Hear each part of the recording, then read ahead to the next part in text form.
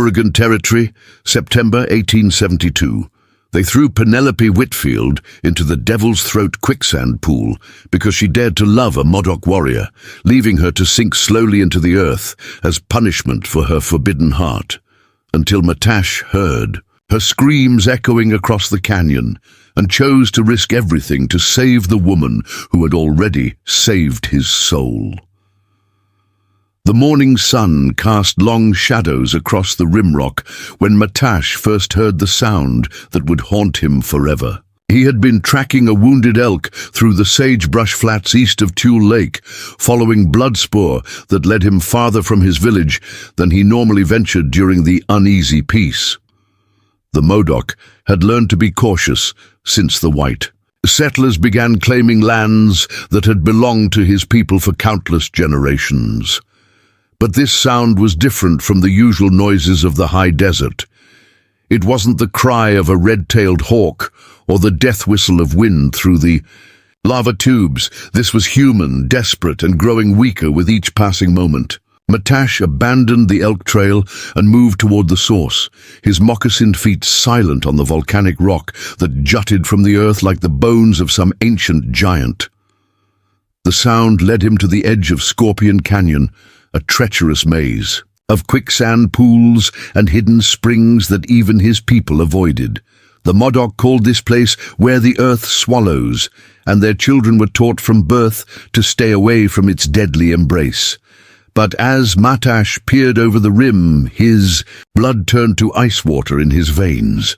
20 feet below, in the largest of the quicksand pools, a woman was sinking. Her auburn hair spread across the surface like spilled copper, and her pale hands clawed desperately at the thick, soupy mixture that held her prisoner.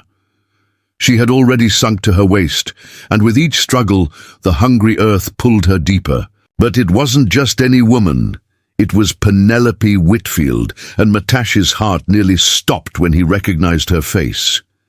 He knew that face better than his own reflection in still water. For 3 months, he had been meeting her in secret at the hidden spring, where Willow Creek bent around the old lightning-struck pine. She would come at sunset with her father's mare, claiming to gather medicinal herbs for the settlement's sick children. He would arrive as the shadows lengthened, bringing fresh salmon from the lake and stories of his people's ancient ways. Their meetings had started by accident. Penelope had been collecting wild mint when her horse spooked at a rattlesnake, throwing her into the creek with a splash that echoed across the canyon. Matash had been fishing upstream and reached her before she could drown in the swift current. Instead of screaming or running when she saw his face, she had looked into his dark eyes and whispered, "Thank you." Those 2 words had changed everything. What began as curiosity grew into something deeper and more dangerous. Penelope would ask him about his people's medicine plants, and he would show her how the Modoc used willow bark for pain and sage for cleansing ceremonies. She taught him English words he had never heard, reading to him from a leather-bound book of poems she kept hidden in her saddlebags. Their worlds should have been separate as fire and water, but somehow they had found a way to flow together. Now, she was dying in the Devil's Throat, and Matash knew with terrible certainty that this was no accident. The quicksand pools were nearly impossible to stumble into by chance. They were surrounded by firm ground and marked by the bleached bones of animals that had been foolish enough to venture too close. Someone had brought her here deliberately. Someone had thrown her in to die. "Matash!" Her voice carried across the canyon, weaker now but still filled with desperate hope. She had spotted him on the rim, and her struggles intensified as she tried to reach toward him, but every movement only made her sink faster, and already the quicksand had risen to her chest. In minutes, maybe less, it would cover her completely. Without hesitation, Matash began his descent into the canyon. The walls were steep and crumbling, formed by centuries of flash floods that had carved deep channels through the soft volcanic soil. He moved like a mountain cat, finding handholds in the rock face and testing each step before committing his weight. One false move would send him tumbling into the quicksand himself, and then they would both die in this cursed place. As he climbed down, fragments of the morning began to make terrible sense. He had seen the dust cloud earlier, moving fast along the main road toward the settlement.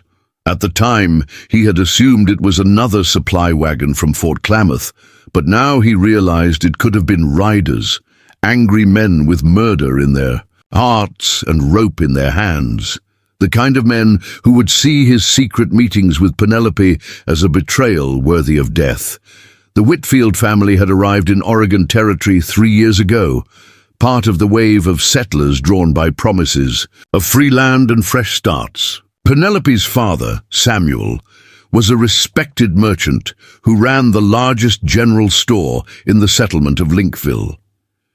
Her mother, Margaret, led the women's auxiliary at the small wooden church and organized quilting circles that brought the scattered homesteaders together.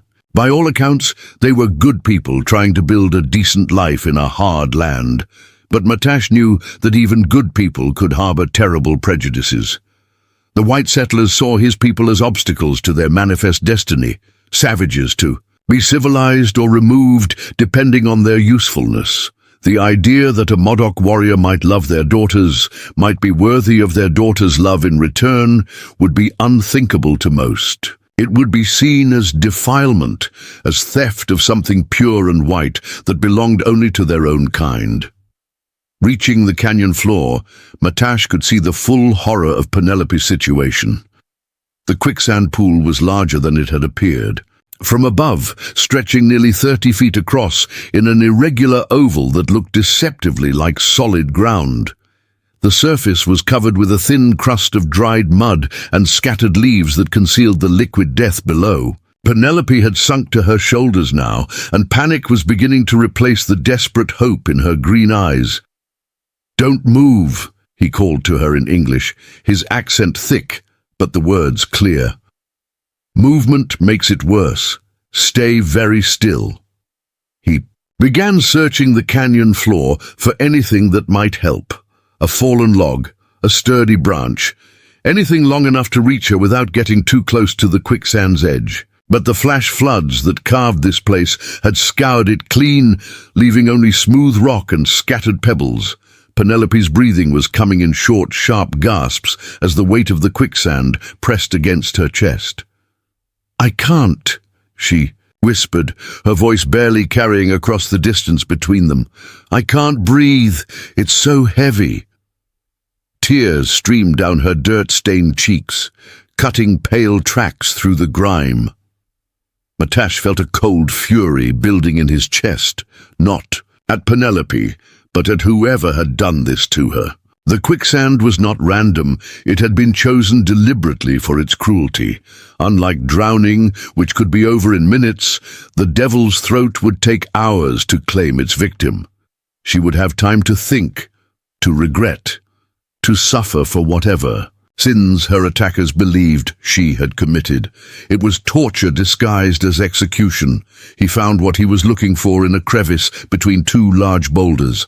A length of hemp rope, probably lost by some previous traveler who had managed to escape this cursed place. The rope was weathered but still strong, maybe 40 feet long, with a frayed end that suggested it had been cut rather than broken. It would have to be enough. Tying one end around his waist and the other around the largest boulder he could find, Matash began to work his way toward the edge of the quicksand pool. The ground felt solid beneath his feet, but he knew that could change without warning. The devil's throat was fed by underground springs that could shift the consistency of the sand from firm to liquid in moments. One wrong step would mean joining. Penelope in her slow descent toward death. As he got closer, he could see the terror in her eyes more clearly, but there was something else there too. A fierce determination that reminded him why he had fallen in love with her in the first place. Even facing death, even abandoned by her own people and left to die like an animal, she had not given up. She was still fighting, still hoping, still believing that somehow she might see another sunrise. "Tell me what happened," he said, as he worked, keeping his voice calm and steady despite the chaos in his heart. Talking would help her stay focused, keep her from panicking completely. And he needed to know who had done this, needed to understand the magnitude of what they were. Both facing, Penelope's voice was weak but clear as she began to speak.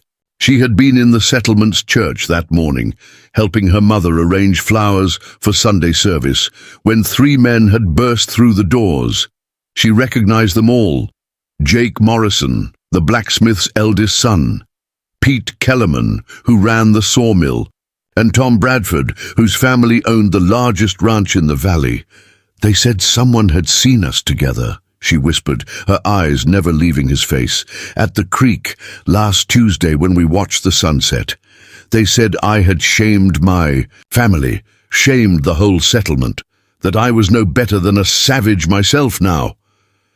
The words came out bitter and broken, but underneath the pain was a core of steel that would not bend. "Jake Morrison had grabbed her by the hair," she continued, while the other 2 ransacked the altar, looking for evidence of her corruption. They had found the book of poems she kept hidden in the church organ, the same book she had read to Matash by the creek. In its pages were pressed flowers he had given her, wild lupine, Indian paintbrush, bear grass, each one marking a memory they had shared. "They called it evidence," Penelope said, and Matash could hear the anger beginning to replace her fear. "Evidence that I had been meeting with you, that I had let a Modoc touch me. Pete said I was diseased now, infected with savage blood. He said the only cure was to let the earth cleanse me of my sins." The quicksand had reached her neck, but her voice grew stronger with each word. The 3 men had bound her hands with rope and thrown her across Jake's horse like a sack of grain. They rode hard toward Scorpion Canyon, ignoring her screams and pleas for mercy. At the edge of the devil's throat, they had untied her hands just long enough to strip away her shoes and stockings, making it impossible for her to gain purchase on solid ground if she somehow managed to climb out. "Tom Bradford read from his Bible," she said, her voice filled with bitter irony. "Something about cleansing the land of abomination. Then they pushed me in and rode away, saying it was God's will now." The religious justification made Matash's stomach turn. He had seen this before, the way some white men used their holy book to justify any cruelty, any violence, any hatred they wanted to unleash. But there was no time for anger now. The quicksand was at Penelope's chin, and each word she spoke cost her precious breath. Matash had reached the very edge of the pool, close enough to see the individual grains of sand and silt that made up the deadly mixture. The surface looked almost innocent, like thick soup cooling in a pot. But underneath was a trap millions of years in the making. He began to uncoil the rope, testing its strength with sharp tugs that sent vibrations through his hands. The hemp was old but sound, and the knots would hold if he tied them properly. But 40 feet might not be enough. The pool was wider than it had looked from the rim, and Penelope was trapped near its center, where the quicksand was deepest and most fluid. "Listen to me," he said, his voice cutting through her growing panic. "I'm going to throw you this rope. When it reaches you, don't grab for it. Let it come to you. Any sudden movement will make you sink faster. Do you understand?" She managed a tiny nod, conserving what little strength she had left for the struggle ahead. Matash coiled the rope carefully, dividing it into loose loops that would fly straight when thrown. He had practiced this technique as a boy, learning to catch wild horses in the meadows near Tule Lake. But those had been games, chances to show off for his friends and family. This throw would mean the difference between life and death for the woman he loved. The first throw fell short by 5 feet, splashing into the quicksand with a wet sound that made his heart sink. He pulled the rope back quickly, coiling it. Again, while Penelope watched with eyes that were beginning to glaze over from exhaustion, the quicksand was at her lower lip now, and she had to tilt her head back to breathe.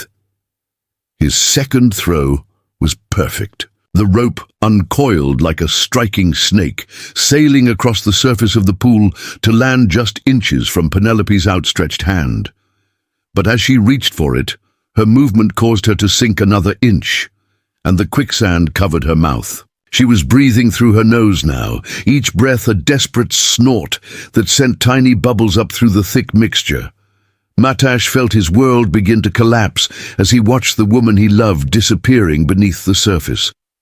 But Penelope's fingers found the rope, wrapping around it with the desperate strength of the dying. The hemp cut into her skin, drawing blood that mixed with the sand and water, but she held on with everything she had left. "Don't pull!" Matash shouted, though he wasn't sure she could still hear him. "Just hold on. Let me do the work."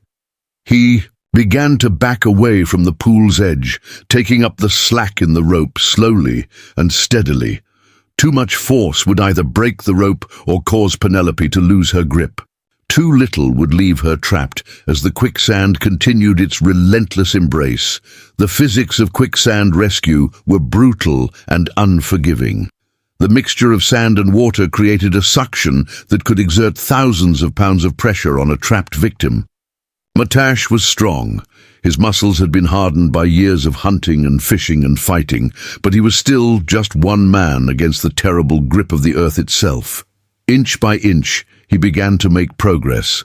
The rope stretched tight, as a bowstring as he pulled, and he could feel Penelope's weight at the other end, like an anchor dragging through thick mud.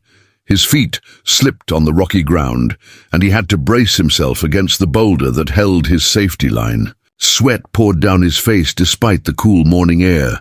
Suddenly, something gave way, and Matash stumbled backward as the tension on the rope changed dramatically. For a heart-stopping moment, he thought the hemp had snapped, or that Penelope had lost her grip.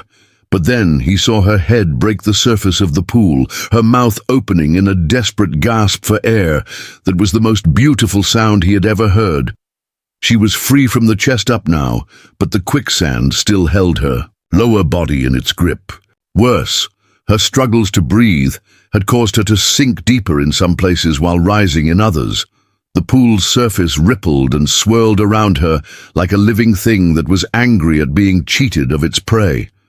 Matash continued to pull, his muscles screaming in protest and his hands raw from the rope's friction. But slowly, impossibly, Penelope began to rise from the devil's throat. Her shoulders emerged, then her arms, then her waist. The quicksand released her with wet, sucking sounds that echoed off the canyon walls like obscene applause. When her hips broke free, the rest came quickly. The suction that had held her prisoner suddenly let go, and she shot toward him across the pool's surface like a cork from a bottle. Matash braced himself and pulled with everything he had, dragging her up onto the firm ground where they both collapsed in an exhausted heap.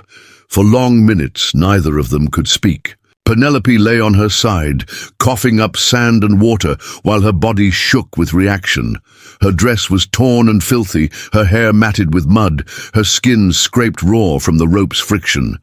But she was alive, breathing, safe in his arms, as the morning sun climbed higher over the canyon rim. When Penelope finally stopped coughing up sand and could speak again, her first words were not gratitude, but warning. "They'll come back," she whispered against Matash's chest, her voice hoarse. "From screaming and nearly drowning in quicksand. When they find out I'm not dead, they'll come back to finish what they started." Her fingers clutched at his buckskin shirt as if he might disappear like smoke on the wind. Matash helped her sit up slowly, checking her body for injuries beyond the obvious scrapes and bruises. Her wrists bore rope burns from where they had bound her, and her bare feet were cut from the rocky canyon floor. But it was the look in her green eyes that worried him most. A hollow, haunted expression that spoke of something broken inside that might never fully heal. "How long before?" "They expect you back?" he asked, scanning the canyon rim for any sign of movement. The morning sun was climbing higher, and soon the settlement would be stirring to life. People would notice if Penelope Whitfield failed to appear for her usual duties at her father's store. She shook her head weakly. They don't expect me back at all. They told my parents I had run off with a traveling merchant, left a forged note saying I couldn't bear the shame of living in a small town anymore. Her laugh was bitter as dried leaves. By the time anyone realizes I'm missing, they'll assume I'm halfway to California by now. The cruelty of it made Matash's jaw clench with suppressed rage. Not only had they tried to murder her, but they had destroyed her reputation and broken her family's hearts in the process. Samuel and Margaret Whitfield would spend the rest of their lives wondering what they had done wrong, why their beloved daughter had abandoned them without a word of goodbye. But there was no time to dwell on injustice. Penelope was right about the danger. Once Morrison, Kellerman, and Bradford discovered she had survived, they would not hesitate to try again. And next time, they might not be content with leaving her fate to the quicksand. Next time, they might use bullets. Matash stood and began gathering his scattered gear, his mind already racing through their limited options. They could not return to the settlement. Penelope would be walking into a trap, and his presence would only confirm the accusations against her, but they could not stay in Scorpion Canyon either. The place held too many bad memories now, and other travelers might stumble upon them. "There's a place," he said finally, helping Penelope to her feet. "An old winter camp my grandfather used, high in the lava beds where the springs stay warm. Year-round. No white man has ever found it, and even most of my own people have forgotten it exists. We can hide there while we decide what to do." Penelope swayed slightly as she stood, her legs still unsteady from her ordeal. But when Matash moved to support her, she straightened her spine and took a careful step forward. "I can walk," she said, though her voice betrayed the effort it cost her. "How far is this place?" "Half a day's travel through rough country," Matash admitted, "but there are caves to shelter in if the weather turns bad, and deer trails that will hide our passage from anyone trying to track us." He paused, studying her pale face with growing concern. "Are you strong enough? We could wait until tomorrow." "No," Penelope said firmly. "Every hour we stay increases the risk that someone will find us. And I won't spend another night in this canyon, not after what happened here." She looked back at the quicksand pool with undisguised revulsion. "I want to put as much distance as possible between myself and that place." They began their journey just as the sun reached its zenith, climbing out of Scorpion Canyon by a different route than the one Matash had descended. The path was treacherous, little more than animal trails that wound between massive boulders and stands of twisted juniper. But it was also invisible from the main roads, which made it perfect for their purposes. As they walked, Penelope began to tell him about her. Life before their secret meetings had changed everything. She painted a picture of a young woman who had always felt slightly out of place among her own people, too curious about the native tribes, too willing to question the harsh judgments her neighbors made about anyone different from themselves. Her interest in the Modoc had begun innocently enough. As a child, she had been fascinated by the arrowheads and pottery shards that sometimes turned up in her father's fields after heavy rains. Her mother had discouraged such unwholesome curiosity, insisting that dwelling on savage artifacts was unbecoming for a Christian girl. But Penelope had continued collecting the relics in secret, storing them in a wooden box beneath her bed. When she was 16, an old mountain man named Jeremiah Crow had stopped at their store to trade furs for supplies. Unlike most whites, who spoke of Indians with fear or hatred, Crow spoke of them with respect, born of years living among various tribes. He had taught Penelope to read the stories carved into her arrowheads, explaining which points were for hunting deer and which were for war. Crow told me that the Modoc were the bravest fighters he had ever seen, Penelope said, as they paused to rest beside a natural spring. He said they knew these lava beds better than anyone, could disappear into the rocks like ghosts when they wanted to. The army has been trying to force them onto reservations for years, but the Modoc just vanish whenever the soldiers come. Matash nodded grimly. My people call it the Long Resistance. We have been fighting to stay on our traditional lands since before I was born, but each year more soldiers come and fewer of us return from the battles. He knelt beside the spring to fill his water pouch, the cool liquid a welcome relief after their long climb. The conversation turned to more personal matters as they continued their journey. Penelope spoke of her dreams beyond the narrow confines of settlement life, her desire to see the great cities of the East, to study at a real university, to write books that might change how people thought about the world. Matash shared his own aspirations, his hope of becoming a war chief like his father before him, his vision of finding a way for his people to live in peace without surrendering their ancient ways. They were dreams that should have been incompatible, belonging to people from two different worlds that were locked in an undeclared war. But somehow, during their secret meetings by Willow Creek, they had begun to imagine a future where such differences might not matter, where love could bridge. The gap between cultures, where understanding might triumph over prejudice. That naive optimism had died in the quicksand pool, Matash realized. They were no longer star-crossed lovers dreaming of a better tomorrow. They were fugitives running for their lives, bound together by shared danger and the certain knowledge that the world would never accept what they had found in each other's arms. The lava beds where Matash was leading them were a maze of caves and canyons carved from black volcanic rock that had flowed here centuries ago. The landscape was alien and forbidding, like the surface of some hostile planet where nothing familiar could grow, but it was also perfect for hiding, with countless passages and chambers that could shelter them from both the elements and human enemies. As the sun began to set, they reached the entrance to his grandfather's old camp. From the outside, it looked like nothing more than a crack in the cliff face, barely wide enough for a person to squeeze through. But beyond the narrow opening lay a series of connected caverns, warmed by hot springs that bubbled up from deep within the earth. Penelope gasped in wonder as they emerged into the main chamber. The cave was larger than most houses, with a domed ceiling that disappeared into shadow above their heads. Ancient paintings covered the walls, spirals and handprints and animal figures that seemed to dance in the flickering light from Matash's torch. The hot springs formed natural pools at different levels, steam rising from their surfaces like incense in a cathedral. My people have used this place for healing ceremonies since time beyond memory, Matash explained as he lit a fire in the central hearth.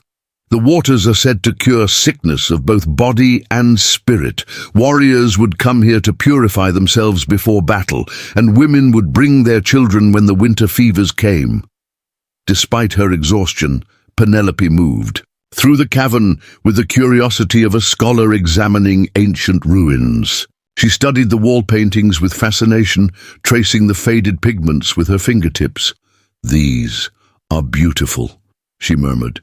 "Like nothing I've ever seen in any book or museum."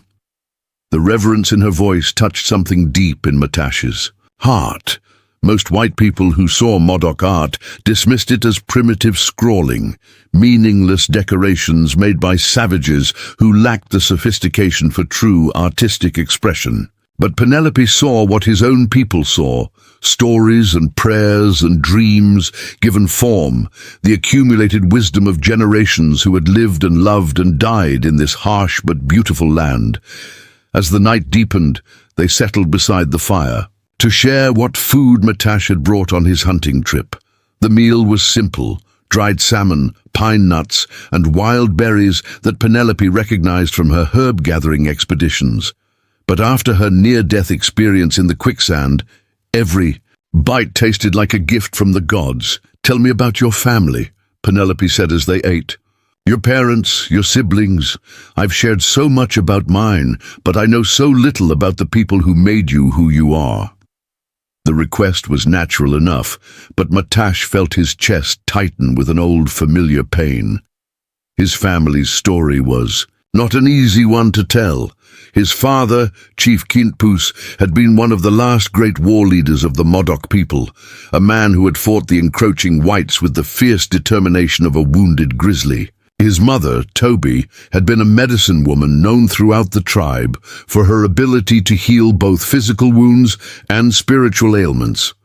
But the wars had taken their toll on everyone. Kintpus had been killed in a skirmish with cavalry. Troops 3 years ago, shot down while trying to protect a group of Modoc women and children fleeing to safety. Before we jump back in, tell us where you're tuning in from, and if this story touches you, make sure you're subscribed, because tomorrow I've saved something extra special for you. Toby had died the following winter.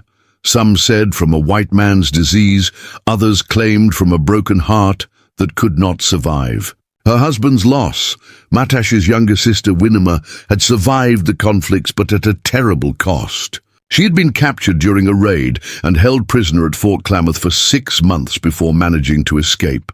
The experience had left her changed, withdrawn, suspicious, prone to fits of rage that would come without warning. She lived now, with their uncle's band, farther north in the Oregon caves, but the light had gone out of her eyes. I am the last of my immediate family, Matash concluded, his voice carefully controlled.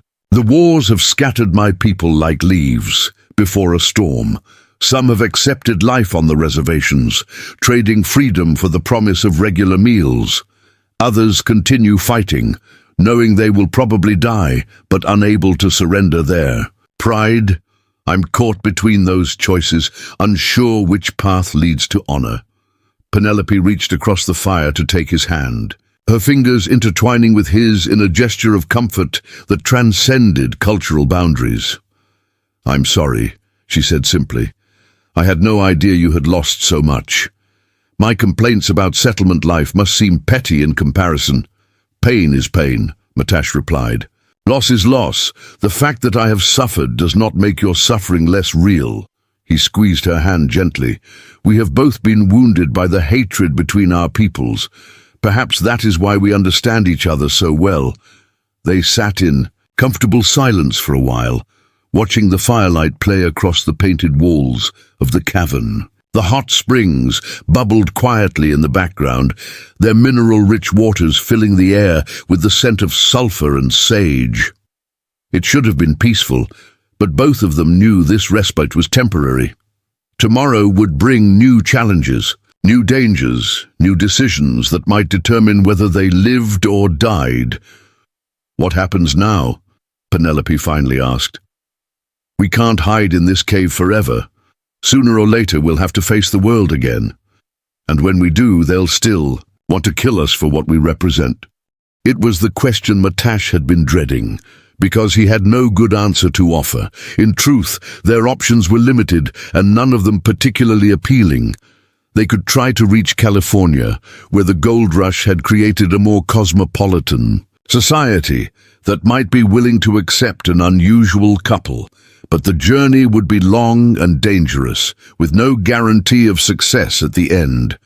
Alternatively, they could head north to Canada, where British law might offer more protection than American territorial justice. But again, the risks were enormous, and Matash would be leaving behind everything he had ever known. His connection to this land ran deeper than blood.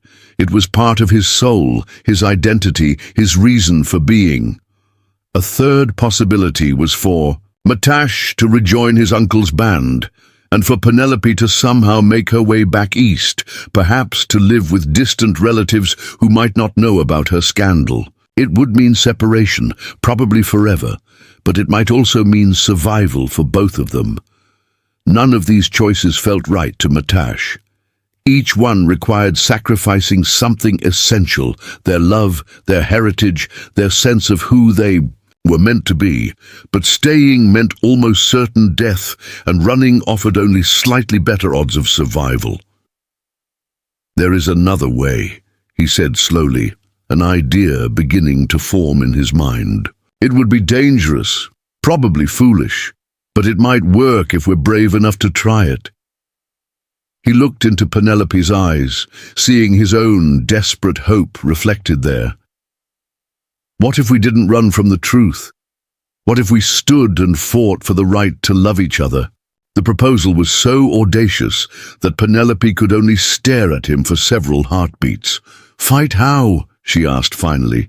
"With what weapons? Against what enemies? The entire settlement wants me dead, and your own people would probably kill you for consorting with a white woman." "Not all of them," Matash said, his voice growing stronger as the plan took shape in his mind. "There are good people on both sides, whites who believe in justice, and Modoc who understand that the old ways must sometimes change if we are to survive. If we could find allies, build a coalition of reasonable voices, maybe we could create something new, a place where love matters more than the color of skin." It was a beautiful dream, but Penelope had lived in the settlement long enough to know how quickly beautiful dreams could turn into bloody nightmares. "And if we fail?" she asked quietly. "If this coalition of yours never materializes, if the reasonable voices are drowned out by the extremists on both sides? What then?" Matash met her gaze steadily. "Then we die fighting for something we believe in instead of living as cowards who ran from their convictions." He paused, letting the weight of his words sink in. "But I won't ask you to make that choice. This is my fight, my people, my land. You could still go east, start a new life where no one knows your history." "Don't," Penelope interrupted, her voice sharp with sudden anger. "Don't you dare suggest that I'm not strong enough to stand beside you. Those men threw me into a quicksand pool because they thought I was weak, thought I would break under pressure and renounce everything we've shared. I won't prove them right.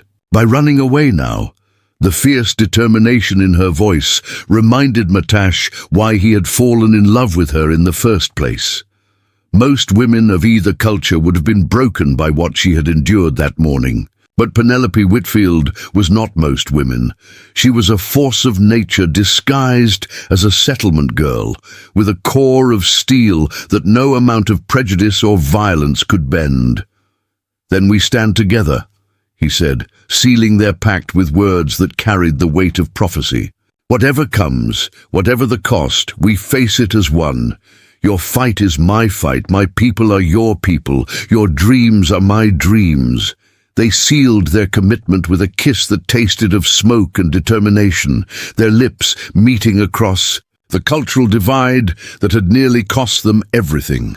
The fire crackled lower as the night deepened, but neither of them noticed. They were too busy planning a revolution that would begin with two hearts and might just change the world. 3 days later, Matash returned to the cave with news that changed everything. He had been scouting the territory around Linkville, gathering intelligence about the aftermath of Penelope's supposed disappearance, when he witnessed something that shattered his assumptions about the white settlers' unity in their hatred. "Your father is forming a search party," he told Penelope, as she looked up from the medicinal herbs she had been sorting by the firelight. "But not the kind you might expect. He's convinced that Morrison, Kellerman and Bradford murdered you, and he's demanding that the territorial marshal investigate your disappearance as a crime." Penelope dropped the bundle of yarrow she had been examining, her face going pale in the dancing shadows. "Papa knows I didn't run away." The hope and terror in her voice were equally strong. Hope that her family had not believed the worst of her, terror that their faith might get them killed. Matash knelt beside her, his expression grave. "More than that, he's found allies, people who were always uncomfortable with the violence, against the native tribes but were afraid to speak out. Dr. Harrison from the medical clinic, Pastor Williams from the Methodist Church, Even some of the younger merchants who want to build trade relationships instead of walls of hatred. The revelation was stunning. Penelope had assumed that her father's merchant instincts would make him side with the established power structure, that his reputation and business interests would matter more than justice for one wayward daughter. But Samuel Whitfield was proving to be made of sterner moral fiber than she had given him credit for. "There's more," Matash continued. "The territorial governor has been receiving complaints about vigilante justice in the frontier settlements. Apparently, Morrison and his friends have been operating outside the law for months, intimidating anyone who questions their methods. Your disappearance was just the latest in a pattern of violence that's starting to attract unwanted attention from federal authorities." This news offered a glimmer of hope that neither of them had dared to imagine. If the territorial government was already concerned about lawlessness in the region, then their plan to expose the truth might find receptive ears. But it also meant that time was running short. Morrison's gang would be feeling pressure from multiple directions, making them more dangerous and unpredictable than ever. "What about your people?" Penelope asked. "Have you spoken to your uncle about our plan?" The question carried enormous weight, because without Modoc's support, their alliance would be doomed from the start. No white authority would take their accusations seriously without native testimony to back up their claims. Matash's expression darkened. "That's where things become complicated.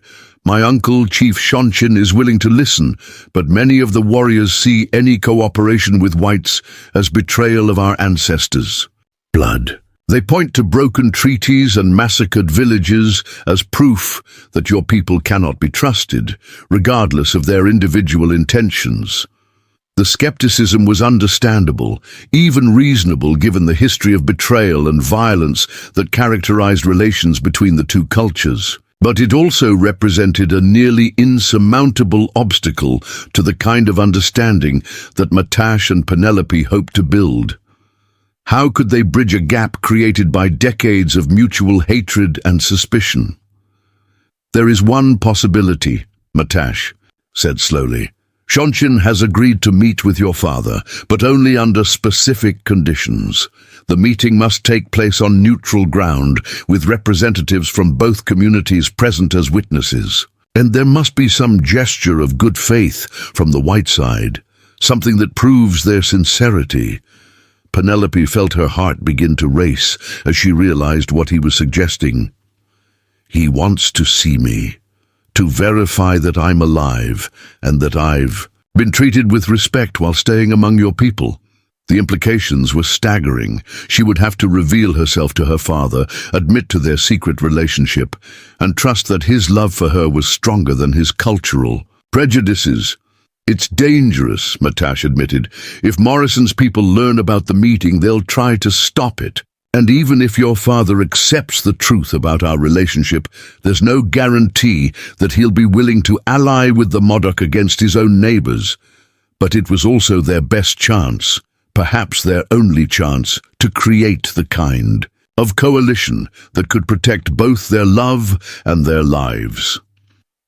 Penelope stood and walked to the cave entrance, looking out over the moonlit lava beds toward the distant lights of Linkville.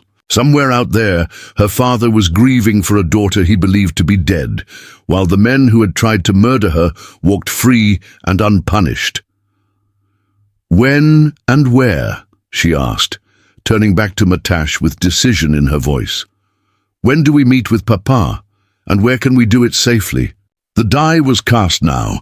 They would either succeed in their audacious plan or die in the attempt, but they would not spend the rest of their lives hiding in caves like criminals.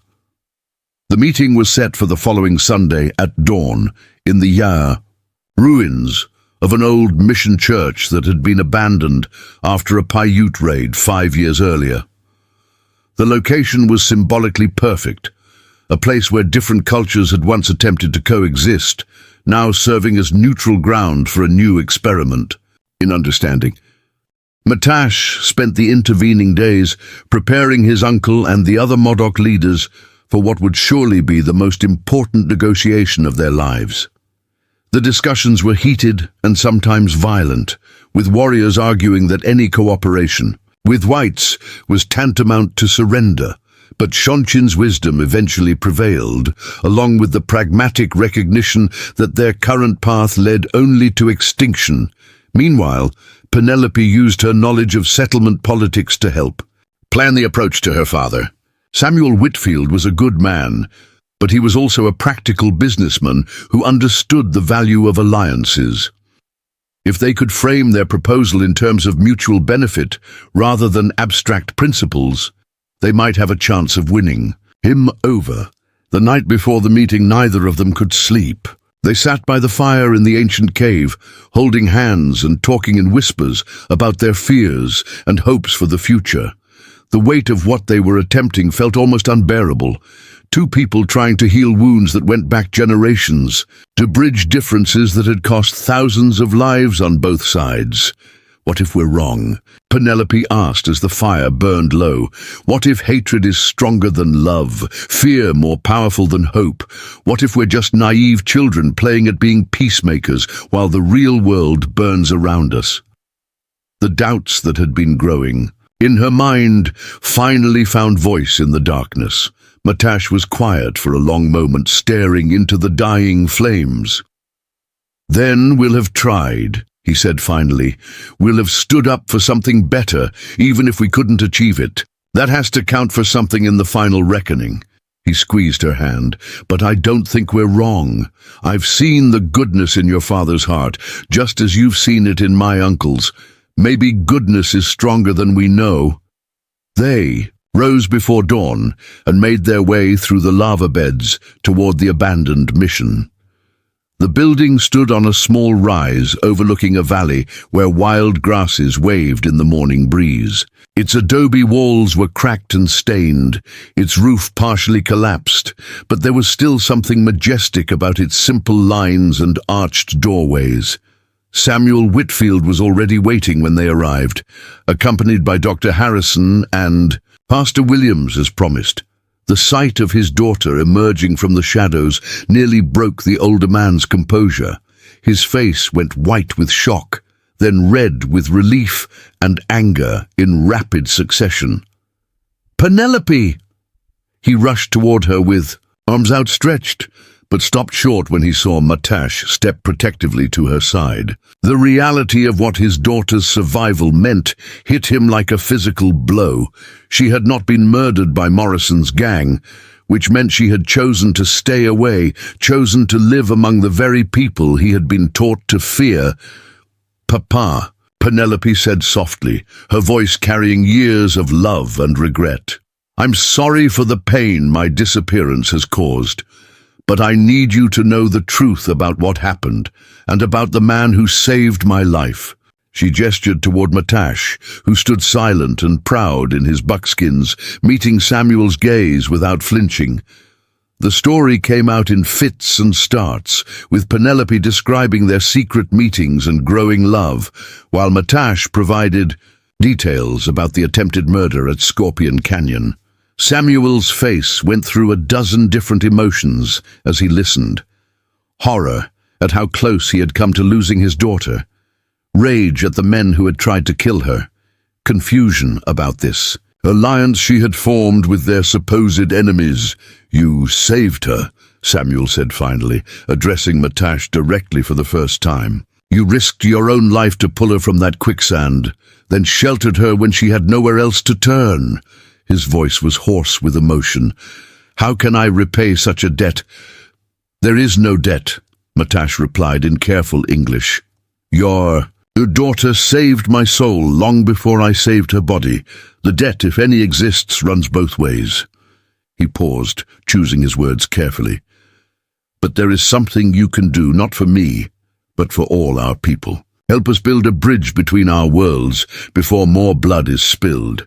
Before Samuel could respond, the sound of hoofbeats echoed across the valley. A small group of Modoc warriors emerged from a grove of cottonwoods, led by Chief Shonchin himself. The old chief was an imposing figure despite his years, tall and straight-backed, with silver hair braided with eagle feathers and a face that spoke of wisdom earned through suffering. The two groups faced each other across 20 yards of open ground, representatives of cultures that had been at war for as long as anyone could remember. The tension was thick enough to cut with a knife, hands drifting toward weapons that everyone hoped would not be needed.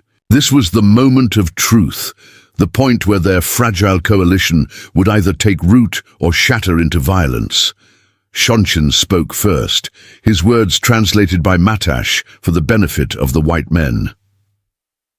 "My nephew tells me that there are good hearts among your people, men who seek justice rather than vengeance. I have come to see if this is truth or merely the wishful thinking of young love." His dark eyes studied Samuel intently. "What would you do if I told you that 3 of your neighbors tried to murder your daughter for the crime of loving one of my warriors?" The question hung in the air like smoke from a signal fire. Samuel looked at his daughter, then at Matash, then at the imposing Modoc chief who awaited his answer. Everyone present understood that the next words spoken would determine whether this unprecedented gathering ended in alliance or bloodshed. "I would see them brought to justice," Samuel said firmly. "Not vigilante justice, not the revenge that breeds more revenge, but real justice under territorial law, and I would thank the warrior who saved my daughter's life, regardless of the color of his skin or the tribe of his birth." He stepped forward, extending his hand toward Shonshin in a gesture that transcended cultural boundaries. The old chief studied the offered hand for a long moment, reading the sincerity in Samuel's face with eyes that had learned to distinguish truth from lies through decades of broken promises. Then slowly, he reached out and grasped the white man's hand in his own. The handshake lasted only seconds, but it marked the beginning of something that had never existed before in Oregon. "Territory. There will be opposition," Dr. Harrison warned, as the two groups began to mingle and talk in earnest.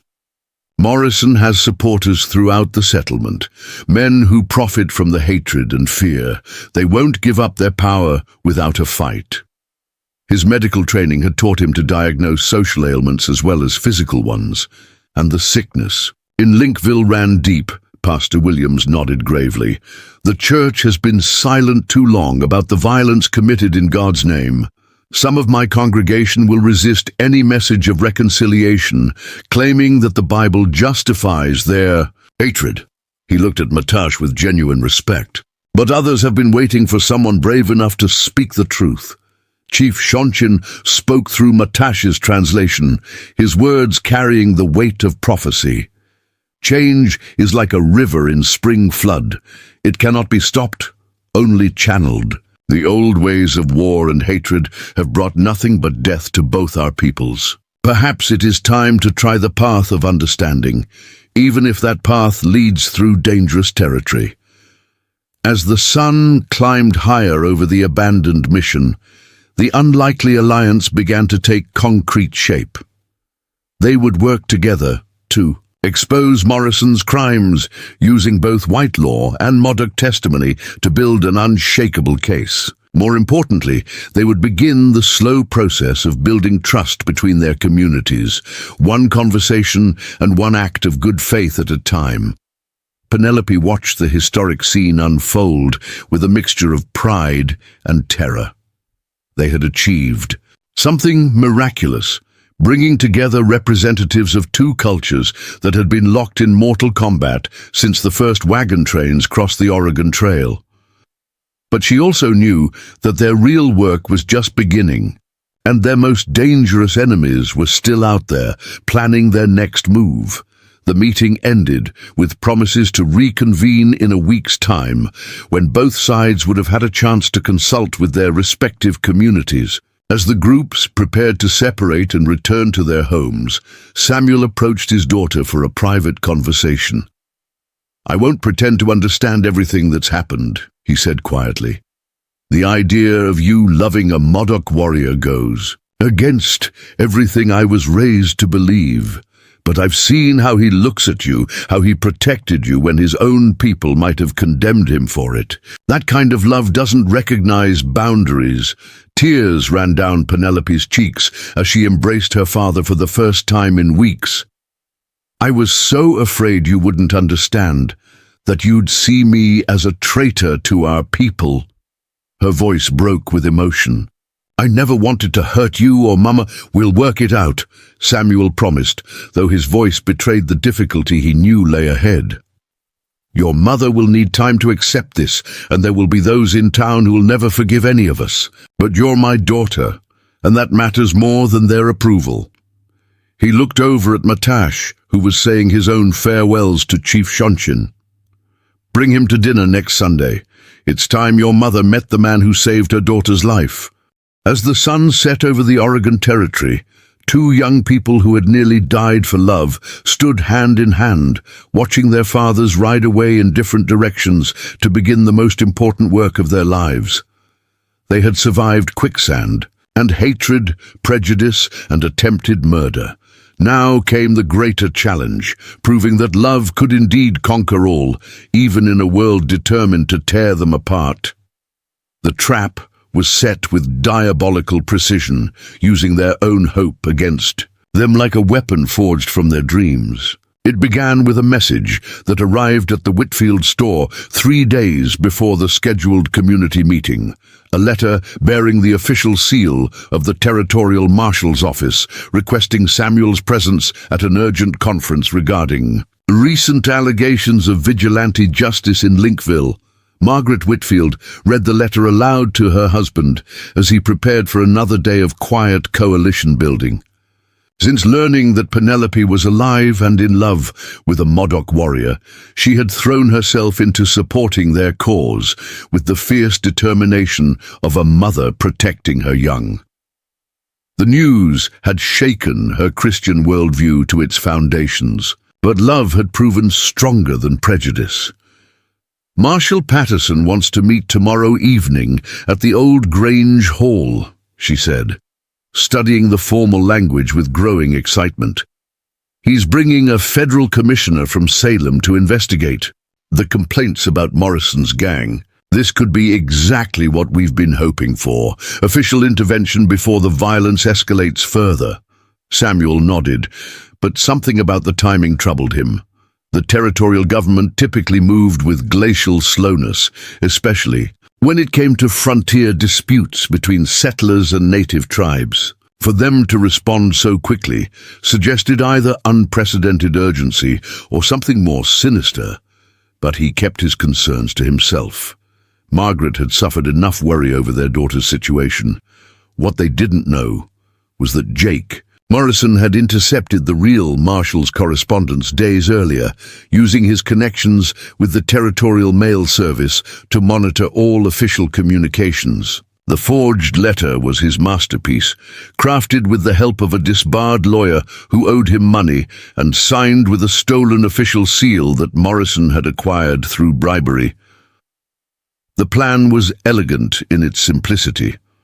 Samuel and his allies would arrive at the Grange Hall expecting to meet with legitimate authorities, only to find Morrison's expanded gang waiting for them. With the moderate voices eliminated in one swift stroke, the extremists would have free rein to complete their campaign of terror against anyone who dared challenge their vision of racial purity.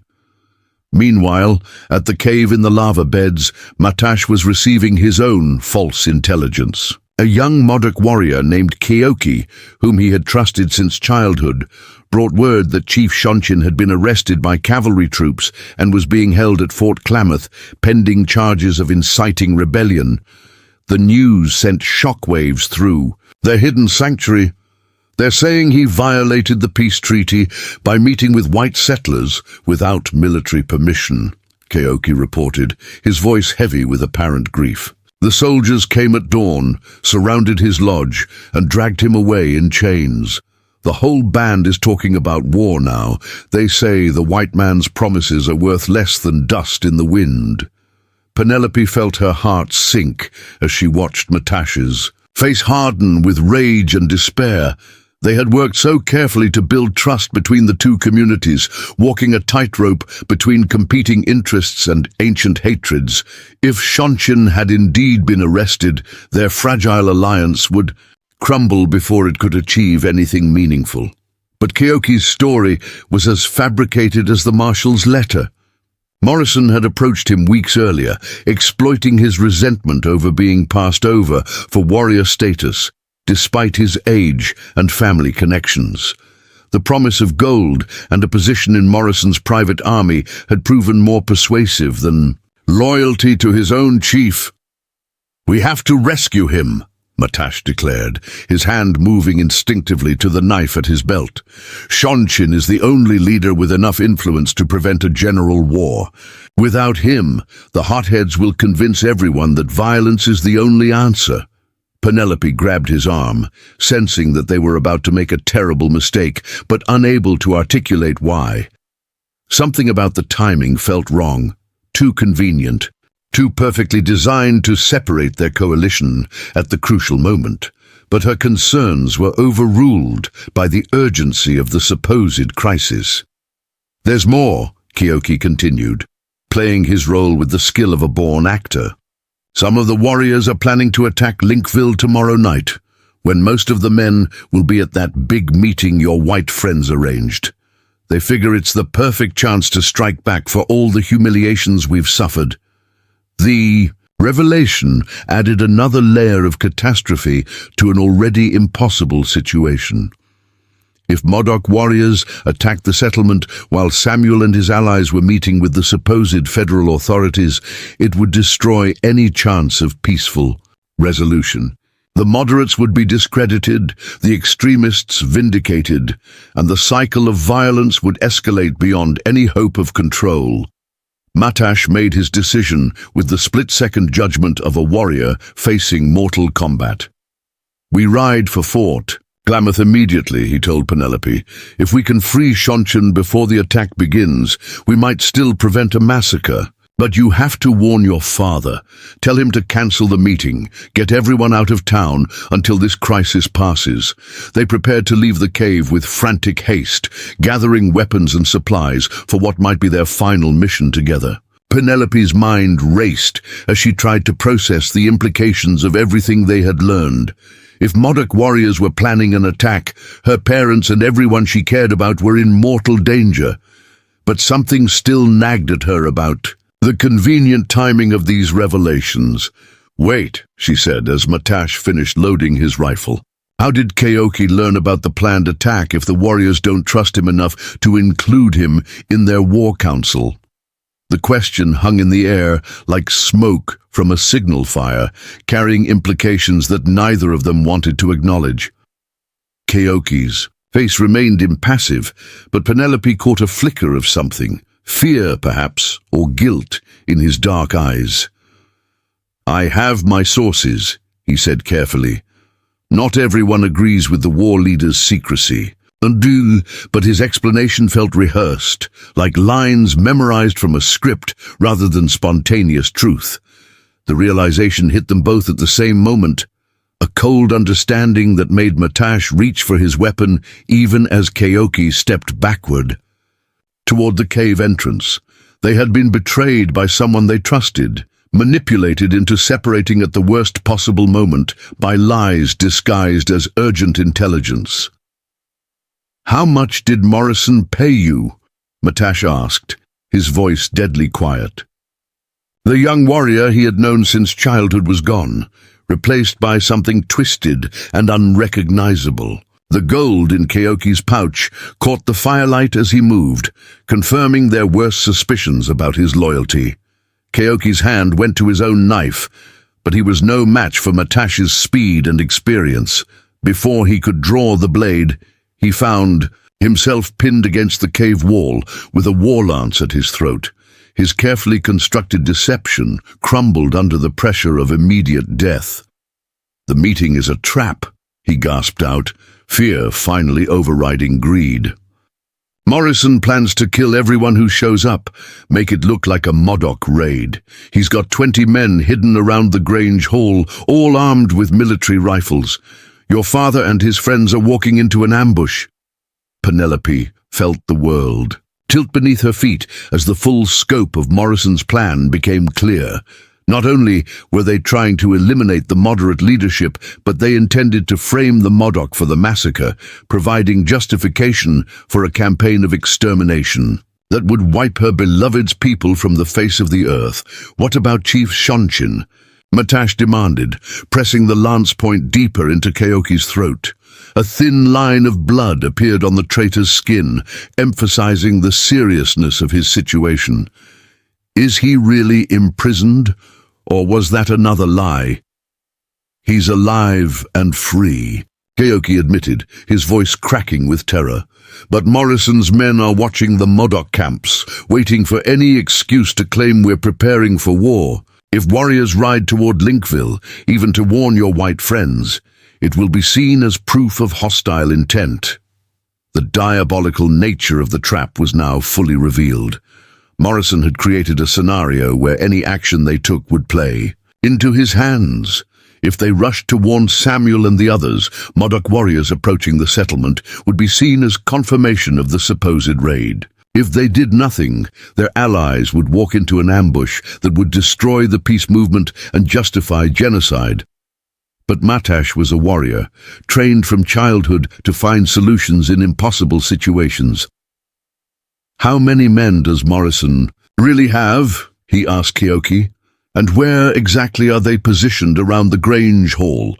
If they were going to fight their way out of this trap, they needed accurate intelligence about their enemy's capabilities." The information came out in terrified fragments as Keoki realized that his only hope of survival lay in complete cooperation. Morrison had indeed assembled a formidable force, 23 armed men positioned in a careful perimeter around the meeting site, with additional lookouts posted on the roads leading into town. They were expecting only a handful of moderate settlers, not prepared for organized resistance. "There's a weakness," Penelope said suddenly, her tactical mind beginning to work despite her fear. "Morrison is assuming that Papa and his allies will come alone, that they're too naive to suspect a trap. But what if they arrived with an escort? What if the Modoc provided protection for the meeting instead of staying away?" It was a dangerous gamble, but it offered their only hope of turning Morrison's trap against him. If Chief Shonchin could be convinced to bring a war party to escort the white moderates safely to their meeting, the ambushers would find themselves outnumbered and outflanked by warriors who knew the terrain better than any settler. Matash's eyes gleamed with sudden hope as he grasped the implications of her plan. Morrison's men are positioned for an ambush, not a pitched battle. They're spread thin around the perimeter, expecting to catch their targets in a crossfire. But if we hit them from behind, while they're focused on the Grange Hall, we could crush them between hammer and anvil. Penelope finished using one of the military metaphors she had learned from her father's stories about the Civil War. The poetic justice of using Morrison's own tactics against him was deeply satisfying, assuming they could execute the plan without getting everyone killed. Time was running desperately short. The false meeting was scheduled to begin in less than 12 hours, and they needed to coordinate with both Chief Shonchin's band and Samuel's coalition before Morrison's lookouts detected unusual activity. It would require perfect timing and flawless communication between people who had spent decades learning to distrust each other. "Take me to your chief," Penelope said to Matash, her voice carrying the authority of someone who had stared death in the face and emerged stronger. "It's time for me to address the Modoc Council as an equal, not as a curiosity to be studied from a distance.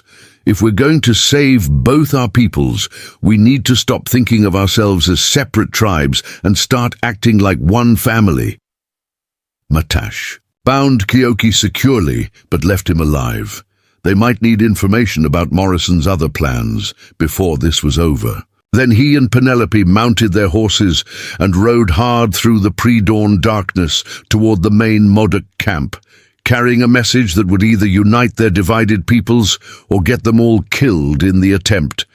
As they rode, Penelope composed in her mind the speech she would give to the Council of War Chiefs, men who had never heard a white woman speak as an equal. She would need to convince them that their salvation lay not in the traditional patterns of raid and revenge, but in an alliance that transcended the ancient boundaries of race and culture. The stars were fading in the eastern sky when they reached the Modoc camp, a collection of traditional lodges and modern tents that reflected their people's struggle to adapt to a changing world. Warriors emerged from their shelters as the sound of hoofbeats announced visitors, hands moving to weapons until they recognized Matash's familiar silhouette. Chief Shonchin received them in his lodge, his weathered face grave as he listened to their account of Morrison's treachery. The old leader had survived too many betrayals to be shocked by human duplicity, but the scale of the plot and its potential consequences clearly troubled him. "You ask much," he said finally, speaking in English for Penelope's benefit. "To trust the lives of my warriors to a plan devised by enemies who have spent years trying to destroy us. How do I know this is not another trap within a trap?" His dark eyes studied her face, reading the truth that lay beneath her desperate words. Penelope met his gaze steadily, drawing on reserves of courage she had never known she possessed. "Because I am offering my own life as guarantee," she said simply. "I will ride with your warriors into battle, stake my survival on the success of our alliance. If this is deception, then I die with the rest of you. But if it is truth, then perhaps we can build something beautiful from the ashes of hatred." The old chief was quiet for a long moment, weighing the words of a woman who had already proven her courage by loving across the boundaries of race and tradition. Finally he nodded once, a gesture that carried the weight of destiny. "Then we ride together into whatever fate awaits us," Shonchin declared. "And may the Great Spirit have mercy on us all, for our enemies surely will not." The Grange Hall stood like a tomb in the dying light of evening, its windows dark except for the single lantern that Jake Morrison had placed in the front window as a signal to his hidden gunmen. 23 armed men lay concealed in carefully prepared positions around the building, their rifles trained on every approach route, waiting for Samuel Whitfield and his peacemaking allies to walk into what they believed would be their moment of triumph. But Morrison had made one critical error in his planning.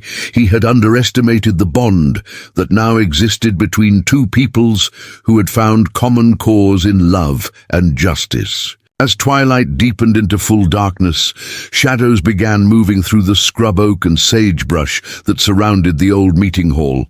Shadows that carried war paint and ancient weapons alongside modern rifles. Penelope crouched beside Matash, in a grove of cottonwoods 50 yards from the hall's rear entrance, her heart pounding as she watched Chief Shonchin's warriors take their positions with the silent precision of hunting wolves. She wore buckskins now instead of her torn settlement dress, her auburn hair braided with eagle feathers that marked her as an adopted daughter of the Modoc nation. The transformation was more than cosmetic. It represented a fundamental choice about who she would be and where she would stand when the shooting started. The past weeks had changed her in ways that went far deeper than clothing or hairstyle. The woman who had once fretted about proper behavior at church socials now moved through the wilderness with the confidence of someone who had learned to read the land like a familiar book. Her hands, once soft from a life of domestic comfort, were now calloused from handling weapons and survival tasks. Matash touched her shoulder and pointed toward the main road, where dust clouds were beginning to appear in the moonlight. Samuel Whitfield was approaching with his delegation, just as the forged letter had instructed, bringing with him Dr. Harrison, Pastor Williams, and 3 other merchants who had joined their coalition. They rode slowly and openly, making no attempt at concealment because they believed they were meeting with legitimate territorial authorities. The sight of her father riding toward almost certain death filled Penelope with a rage that transcended anything she had felt during her own ordeal in the quicksand pool. Morrison's men were not just planning murder. They were planning the systematic destruction of hope itself, the elimination of every voice that dared speak for understanding instead of hatred. An owl hooted 3 times from the direction of the hall's front entrance. Chief Shonchin's signal that Morrison's hidden gunmen were in position and preparing to spring their trap. In minutes, the peaceful delegation would be within range of 23 rifles, caught in a crossfire that would leave none alive to tell the truth about what had happened here. Penelope closed her eyes and whispered a prayer to whatever gods might be listening, both the Christian deity of her childhood and the ancient spirits of the land that Matash had taught her to respect. Then she opened her eyes and signaled to the war chief positioned 30 yards to her right, beginning the most important battle of her life. The attack began with the haunting cry of a red-tailed hawk, a sound that echoed off the surrounding hills and seemed to come from everywhere at once. To Morrison's men, lying hidden in their ambush positions, it was merely another night sound from the Oregon wilderness. But to the Modoc warriors scattered throughout the terrain, it was the signal to transform from invisible shadows into instruments of righteous vengeance. The first shots came not from the ambushers, but from the ambushed, as Modoc rifles spoke from concealment with deadly accuracy. 3 of Morrison's men died in the opening volley, their positions revealed by muzzle flashes that had seemed perfectly concealed from ground level, but stood out like beacons to warriors positioned in the surrounding trees. Morrison himself was crouched behind a pile of cordwood near the hall's front door, his expensive rifle trained on the approach road where Samuel's delegation would soon appear. The sound of gunfire from his own perimeter confused and enraged him. His men were supposed to wait for his signal, maintain discipline until all the targets were in the killing zone. "Hold your fire, you fools!" he screamed into the darkness, not realizing that his own voice was giving away his position to enemies who had been hunting by sound and shadow since childhood. "Wait for my signal!" But his words were lost in the growing chaos as more shots erupted from positions all around. The hall. Samuel Whitfield heard the gunfire and immediately reined in his horse, his merchant's instincts warning him that something was terribly wrong. Dr. Harrison, riding beside him, was already reaching for the medical bag he carried everywhere, assuming that someone had been accidentally wounded. But Pastor Williams, who had served as a chaplain during the Civil War, recognized the distinctive sound of an organized ambush. "It's a trap!" the minister shouted, wheeling his horse around even, as bullets began whistling through the air around them. "Ride back, ride hard! This whole meeting was designed to kill us!" His warning came just in time. A rifle ball meant for Samuel's chest instead struck his horse in the neck, sending both animal and rider tumbling to the ground. The peaceful delegation scattered in controlled panic, trained by their coalition, planning to have escape routes prepared for exactly this kind of treachery. But Morrison's men, confused by the unexpected attack on their own positions, began firing at anything that moved, turning their carefully planned ambush into a wild melee where friend and foe became indistinguishable in the darkness. From her position in the cottonwoods, Penelope watched the battle unfold with a mixture of satisfaction and horror. Their counter-ambush was working. Morrison's men were being systematically eliminated by warriors who knew this terrain like their own lodges. But the violence was spreading beyond their ability to control it, threatening to engulf everyone. In a maelstrom of bullets and blood, she saw her father struggling to his feet beside his fallen horse and felt her heart leap into her throat. He was hurt but mobile, limping toward the shelter of a rocky outcropping, while bullets kicked up dust around his feet. Dr. Harrison was already there, using his medical authority to organize the other survivors into a defensive position among the boulders. But Morrison had spotted the small group of refugees and was moving to flank them with the remnants of his force. The man who had tried to murder her in the quicksand pool was now stalking her father with a rifle, intent on completing the massacre he had planned so carefully. The circle of violence that had begun with forbidden love was about to close with patricidal revenge.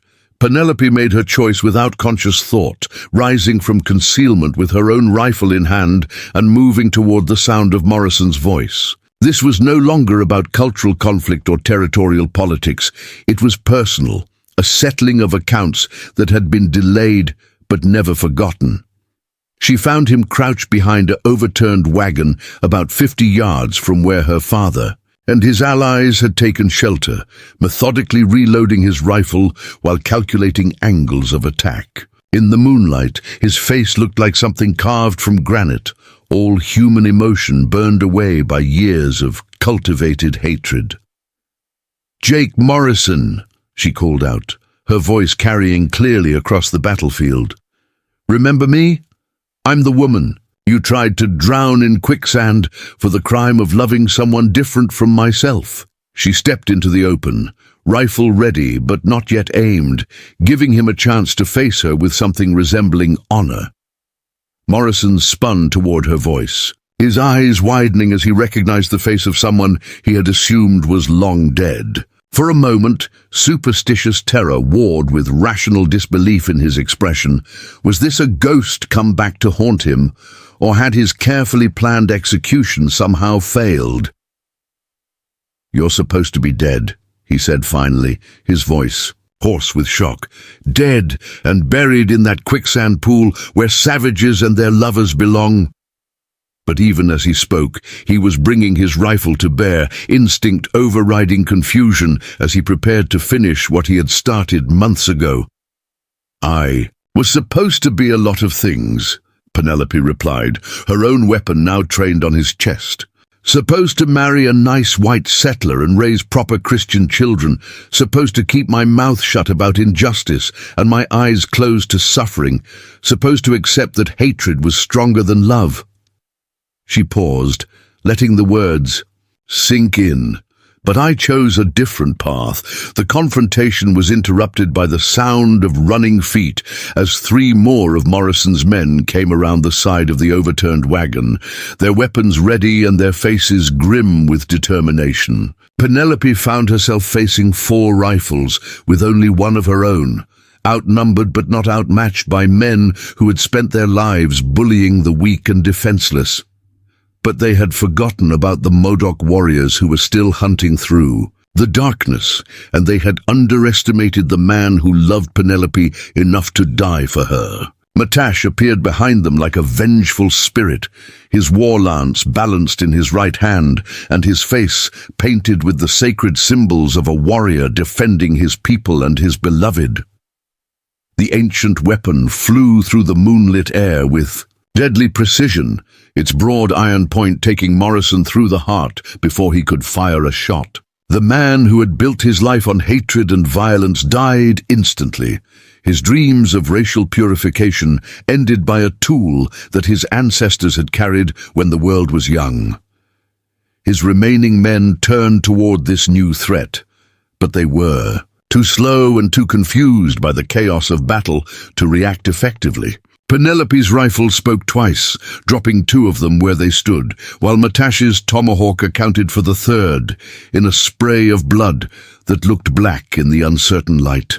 With their leader dead and their carefully planned ambush turned into a rout, the surviving members of Morrison's gang broke and ran, disappearing into the wilderness like the cowards they had always been beneath their masks of righteous fury. The battle was over, but the real work of healing was just beginning.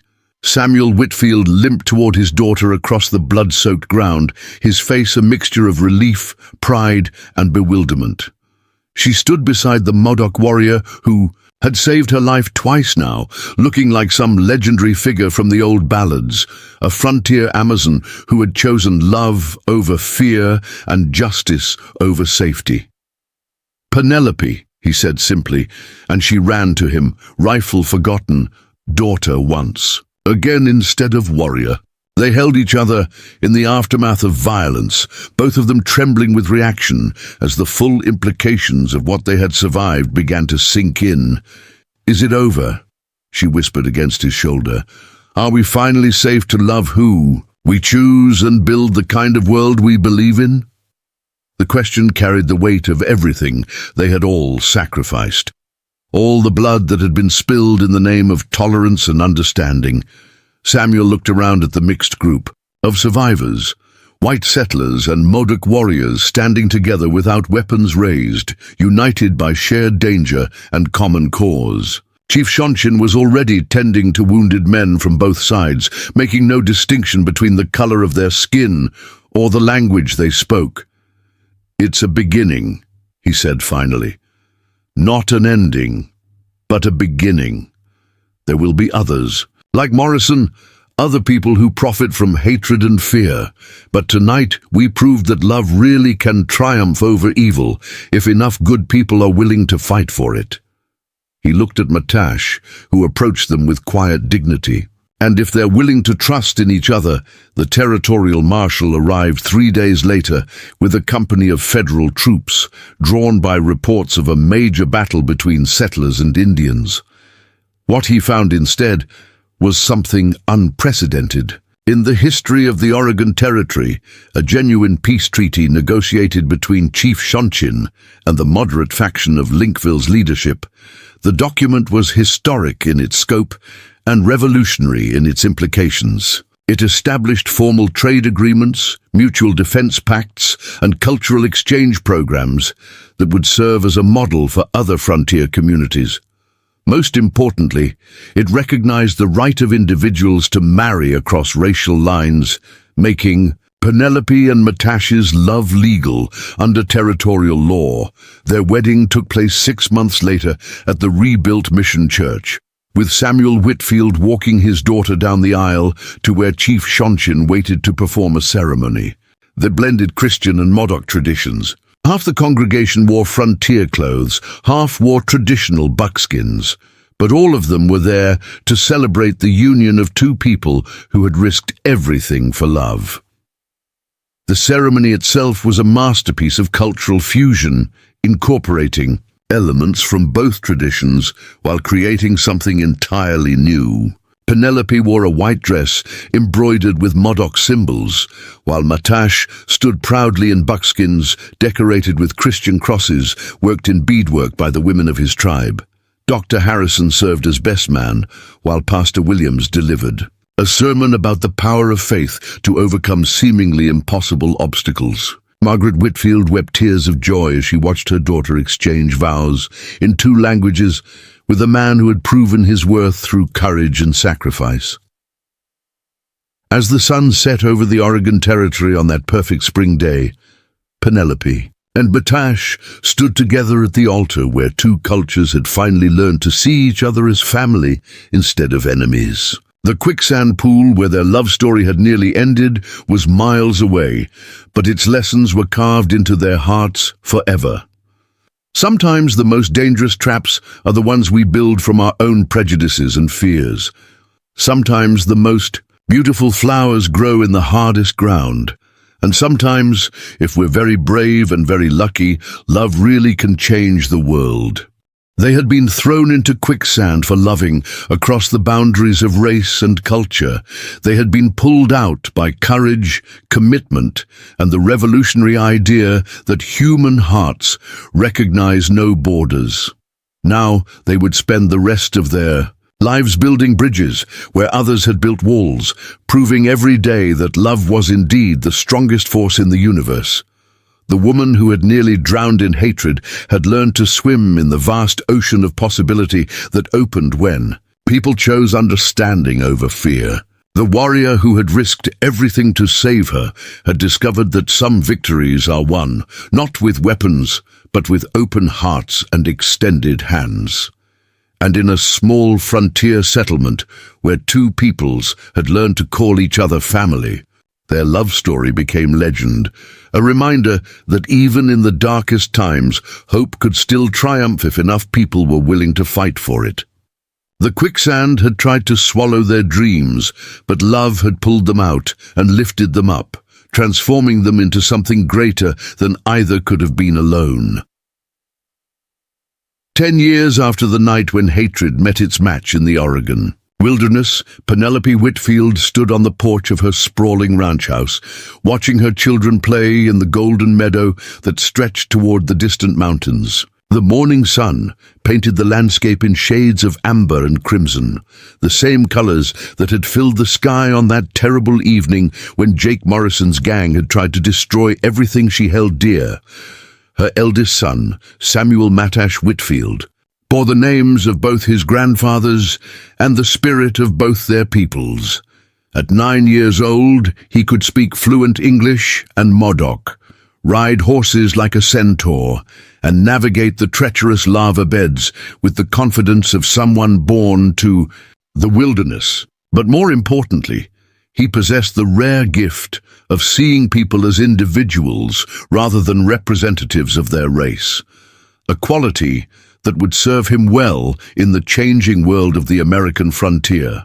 His younger sister, Margaret Rose, had inherited her grandmother's fierce determination and her mother's stubborn refusal to accept injustice. At 7, she was already showing signs of the leadership qualities that would make her a bridge between worlds, comfortable in both the parlors of white society and the sacred lodges of her father's people. She wore her mixed heritage like a badge of honor, proud of the complexity that made her unique. The youngest, Thomas Shonshin Whitfield, was only 4, but already displayed the quiet wisdom that had made his Modoc namesake such an effective peace chief. He had a way of listening that made adults forget he was just a child, absorbing the stories and traditions of both cultures with the serious attention of someone who understood that he was inheriting something precious and fragile.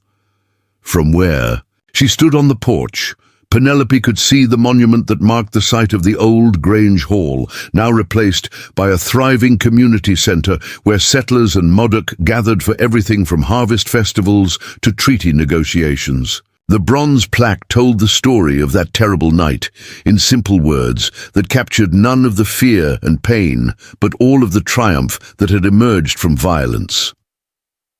The town of Linkville had grown beyond recognition in the decades since the Great Battle, transformed from a collection of rough frontier buildings into a proper settlement with tree-lined streets, a brick courthouse, and even a small college that attracted students from across the Oregon Territory. But its most remarkable feature was something that couldn't be seen, the spirit of cooperation between peoples who had once viewed each other as mortal enemies. Trade between the white settlers and various Indian tribes had flourished under the protection of the Whitfield-Shonshin Treaty, bringing prosperity to both communities while creating bonds of mutual dependence that made future conflicts less likely. The general store that Samuel Whitfield had built with Modoc labor and tribal investment had become the largest trading post between Portland and Sacramento, a symbol of what could be achieved when people worked together instead of against each other. Dr. Harrison had established the frontier's first integrated medical practice, training both white and native healers in techniques from both traditions. His clinic treated patients regardless of their race or ability to pay, funded by profits from the joint ventures that had sprung up throughout the region. The old physician had often remarked that healing bodies was easier than healing hearts, but both were necessary for a truly healthy community. Pastor Williams had built a church that welcomed congregants of all backgrounds, where Christian hymns were sometimes sung in the Modoc language, and native ceremonies were incorporated into holiday celebrations. His Sunday sermons had become famous throughout the territory for their messages of universal brotherhood, drawing visitors from hundreds of miles away who wanted to witness this unprecedented experiment in religious tolerance. But the most Profound changes were visible in the children who had grown up in this new world, like Penelope's own offspring, who moved seamlessly between cultures without ever questioning their right to belong to both. They played games that combined elements from different traditions, spoke multiple languages as naturally as breathing, and formed friendships that crossed every boundary their parents' generation had considered insurmountable. Matash emerged from the barn where he had been tending to a mare about to foal, his face bearing the lines that 10 years of hard work and responsibility had carved into his features. At 32, he had become one of the most respected men in the territory, serving as both a Modoc war chief and a member of the territorial legislature. His ability to speak for both his people and the larger community had made him invaluable in the delicate negotiations that continued to shape the region's future. "The council meeting is this afternoon," he told his wife as he joined her on the porch, slipping his arm around her waist in a gesture that had become as natural as breathing. "The territorial governor wants to discuss extending our treaty model to the eastern tribes. There's been trouble with the Paiute again, and Washington thinks our approach might prevent another war." Penelope leaned into his embrace, drawing strength from his presence as she had learned to do during their courtship in the hidden cave. The weight of their success sometimes felt heavier than the burden of their early struggles, because so many people now looked to them as examples of what could be achieved. The pressure to be perfect, to never make mistakes that might be used, to discredit their entire movement, was exhausting.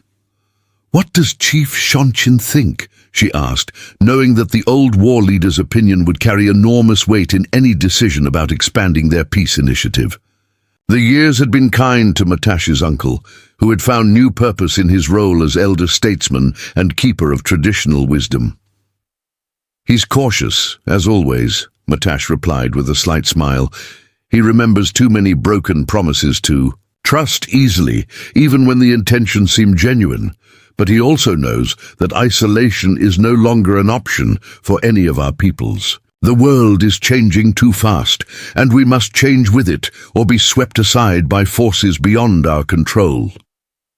The sound of approaching hoofbeats drew their attention to the main road, where a familiar figure was riding toward their ranch at the leisurely pace of someone who had all day to reach his destination. Samuel Whitfield, now in his 60th year, still made the journey from town to visit his daughter's family every Sunday, a tradition that had become as sacred to him as attending church services. His hair had gone completely white in the decade since the Great Battle, and his merchant's portly figure had grown even rounder with age and prosperity. But his eyes still held the sharp intelligence that had made him such an effective peace negotiator, and his voice still carried the authority that came from having risked everything for his principles and emerged victorious. "Grandfather," little Margaret Rose called out, running toward the approaching rider with the fearless enthusiasm that characterized all her interactions with the world. Samuel dismounted carefully, his joints protesting the movement, and scooped his granddaughter into a bear hug that lifted her feet off the ground. "How's my little diplomat today?" he asked, using the nickname he had given her after she successfully mediated a dispute between her brothers and some Modoc children over the proper rules for a traditional ball game. The incident had become family legend, partly because of her diplomatic skills, but mostly because she had enforced her solution by threatening to tell both sets of parents about some minor mischief that all the children had been involved in. Margaret Rose launched into an animated account of her week's adventures, speaking partly in English and partly in Modoc as she described a fishing expedition with her father, a cooking lesson with her grandmother Whitfield, and a storytelling session with some of the tribal elders. The casual code switching between languages illustrated better than any treaty document how thoroughly integrated her world had become. Samuel listened with the patient attention that had made him such an effective grandfather, asking questions that showed he was following every detail of her narrative. His ability to engage with his mixed-race grandchildren as simply children rather than symbols of social progress had been one of the keys to their healthy development. "Your mother tells me you've been helping with the new school," he said to young Samuel Matash, who had joined them on the porch with the serious demeanor that made him seem older than his 9 years. "How do you like teaching the younger children to read?"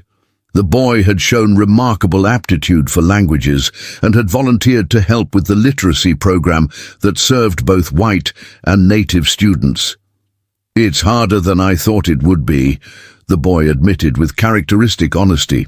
"Some of the white children don't want to learn Modoc words, and some of the Indian children think English is the enemy's language, but most of them come around when they realize that knowing both languages makes them more powerful, not less."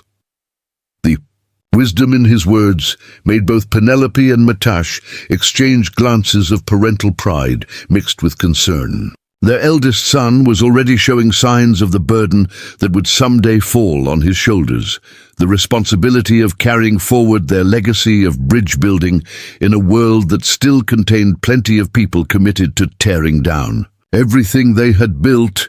"Power through understanding rather than force," Samuel mused, settling into one of the rocking chairs that Matash had built for the porch. "That's a lesson most adults never learn, but you seem to have been born knowing it. That gives me hope for the future." As the afternoon wore on, other family members began arriving for their weekly gathering.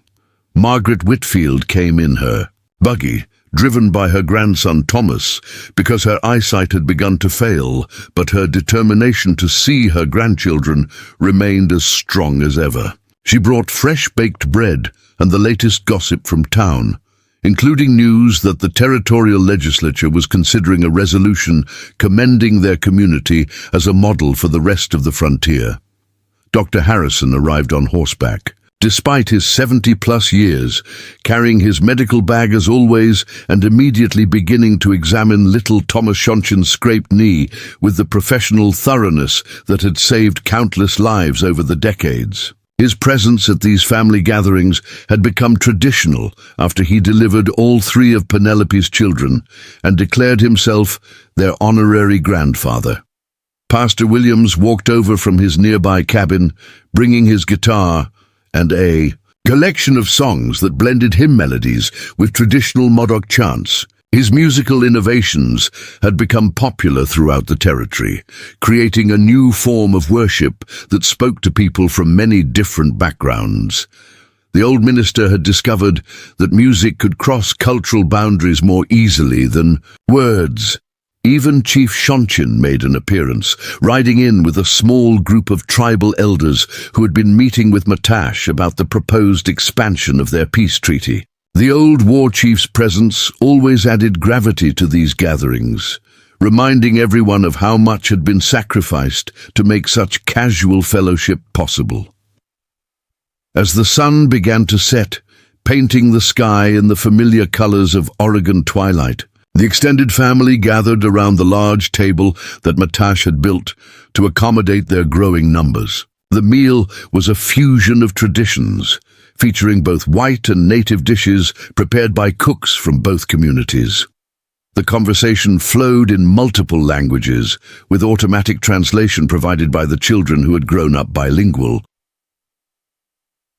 "You received a letter from the territorial capital yesterday," Samuel announced as they finished the main course. "The governor wants to nominate our community for recognition by the federal government as a model for Indian-white relations. There's talk of President Grant himself visiting next year to see what we've accomplished." The news was met with a mixture of pride and apprehension around the table. Recognition from Washington could provide protection for their achievements, but it could also attract the kind of attention that might disrupt the delicate balance they had worked so hard to create. Fame was a double-edged sword, especially when it came to matters involving race relations on the frontier.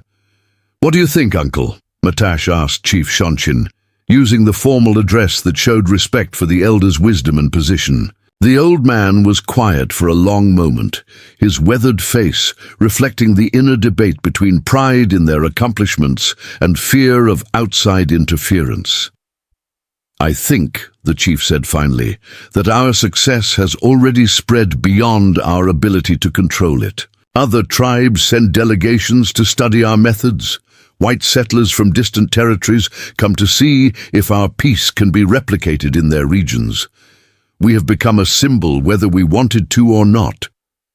His words carried the weight of prophecy, acknowledging that their little experiment in racial harmony had grown beyond their individual control to become something larger and more significant. They were no longer just a family trying to live in peace.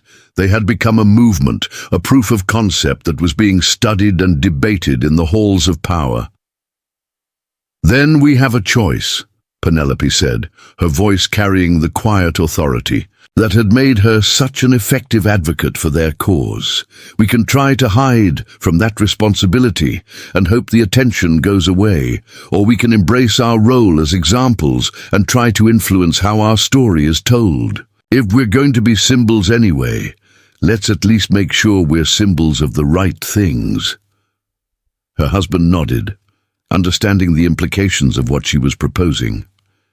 They would need to be more careful than ever, more deliberate in their actions, more conscious of how their choices might affect others. But they had already proven that love could triumph over hatred when backed by courage and commitment. Perhaps it was time to see if their local success could be scaled up to influence the broader trajectory of American expansion. As the evening deepened and the conversation turned to lighter topics, Penelope found herself reflecting on the journey that had brought them to this moment. 10 years ago, she had been a young woman dying slowly in a quicksand pool, abandoned by men who thought her love was a crime worthy of death. Tonight, she was surrounded by 3 generations of family who represented the future of a more tolerant and inclusive society. The physical scars from her ordeal had faded over the years, but the emotional scars had transformed into something more valuable, a deep understanding of how precious and fragile human connection could be, and how important it was to fight for the right of people to love across the artificial boundaries that society tried to impose. Her children would face their own challenges as they grew up, dealing with people who still harbored the old prejudices and resentments. But they would face those challenges with advantages that previous generations had never possessed: a solid foundation of family support, a community that valued diversity, and the knowledge that change was possible when good people worked together. Matash caught her eye across the table and smiled, the same gentle expression that had first captured her heart during their secret meetings by Willow Creek.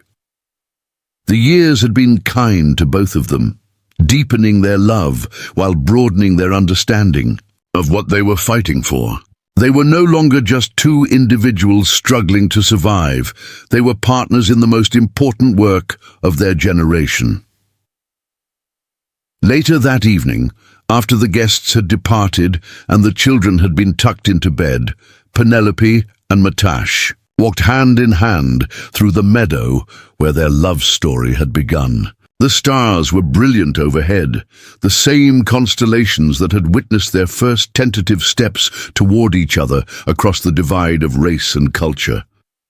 "Do you ever regret it?" she asked, the question that had haunted her thoughts. During the more difficult moments of their journey, do you ever wish you had chosen someone from your own people, someone who wouldn't have brought so much trouble into your life? The vulnerability in her voice reflected fears that even a decade of happiness couldn't completely erase. Matash stopped walking and turned to face her, his hands framing her face with the tenderness that had never diminished, despite all the battles they had fought together. "Every choice brings trouble of some kind," he said softly, "but some trouble is worth accepting, and some battles are worth fighting. You didn't bring trouble into my life. You brought purpose, meaning a reason to hope for something better. than endless cycles of violence and revenge. His words were interrupted by the sound of their youngest son calling from the house, probably having awakened from a nightmare and needing comfort. They hurried back toward the lights of home, their footsteps synchronized by years of walking the same paths together.